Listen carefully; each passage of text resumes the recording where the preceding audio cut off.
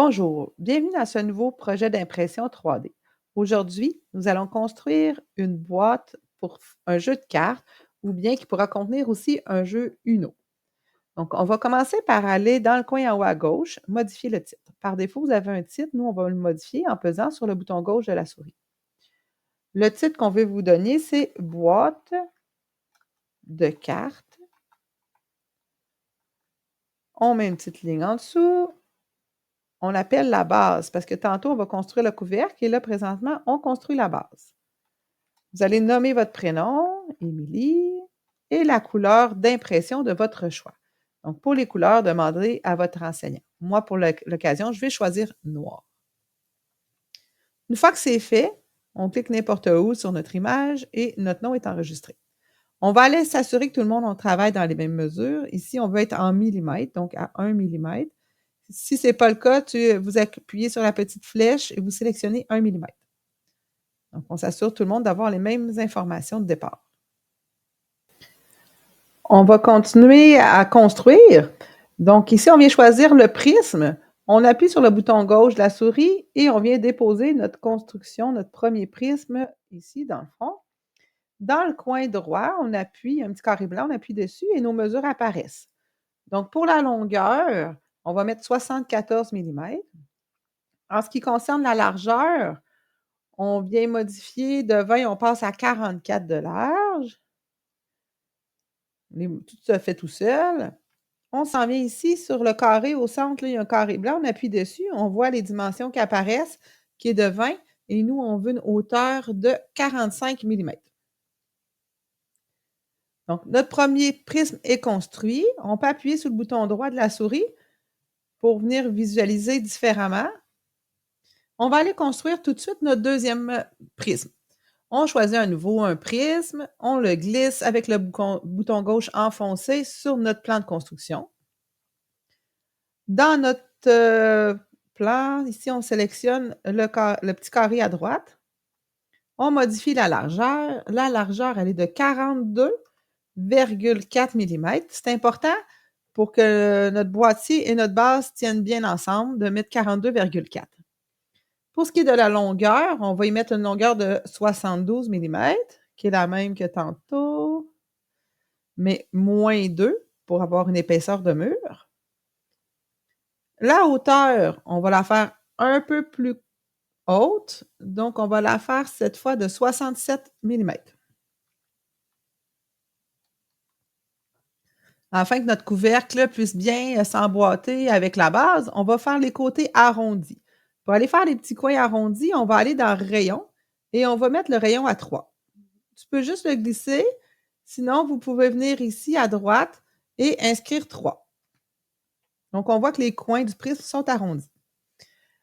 On va assembler nos deux prismes ensemble. On va les sélectionner. On va maintenir le bouton gauche de la souris enfoncé et on va prendre notre carré, on va l'étirer jusqu'à temps que nos deux prismes soient sélectionnés.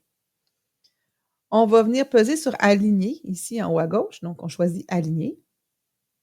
Il y a des petits points qui apparaissent. On va sélectionner le prisme de gauche et on va se centrer en avant ici sur le sens de la largeur. On appuie sur le point. Nos prismes s'emboîtent un dans l'autre. On peut garder le bouton droit enfoncé sur notre souris pour changer de point de vue.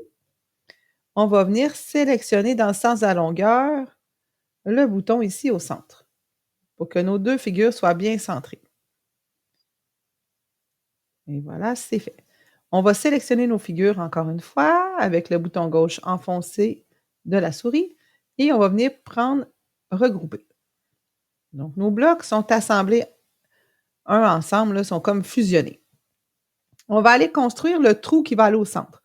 On va prendre le prisme ici, qui est déjà comme perforé. On va venir avec le bouton gauche, le déposer sur notre plateau. Les mesures de ce bloc-là, donc on clique encore une fois en bas à droite sur le petit carré blanc. On modifie les mesures.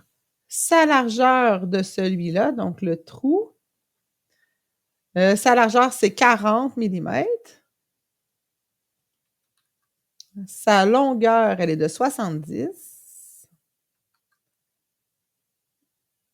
Et sa hauteur, ici au centre, toujours, on va lui mettre une hauteur de 95.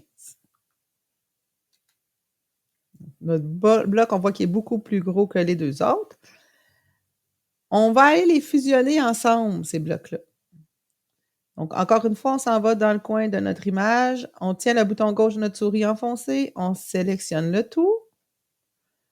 On s'en vient dans « Aligner ». On clique sur « Aligner ».